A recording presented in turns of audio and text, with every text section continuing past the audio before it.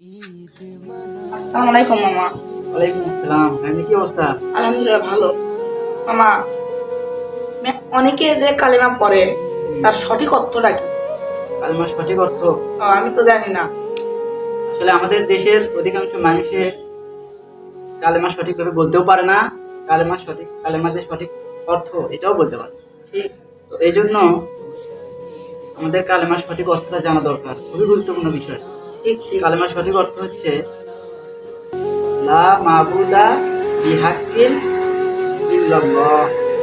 আল্লাহ ছাড়া হক আর কোনো মাবুদ হ্যাঁ, নাই। বা এটাও বলতে পারো যে আল্লাহ ছাড়া সত্য কোনো মাবুদ নাই। কিন্তু আমাদের দেশে সবাই বলে যে আল্লাহ ছাড়া কোনো মাবুদ নেই। এইটা কালেমার সঠিক অর্থ না। নয়। এটা বললে কালেমার সঠিক অর্থ আসে না। আরবি ব্যাকরণের নিয়ম অনুযায়ী ওলামা ইকরাম বলতেছেন যে কালেমার সঠিক অর্থ এটাই যে আল্লাহ ছাড়া ইবাদতের জন্য সত্য আর কোনো মাবুদ নেই। আল্লাহ ছাড়া যত মাবুদ আছে সমস্ত মাবুদ বাতিল, পরিত্যক্ত। একমাত্র আল্লাহ হচ্ছেন হক, সত্য মাবুদ। ঠিক আছে? ঠিক তাহলে কালেমার সঠিক অর্থ কি?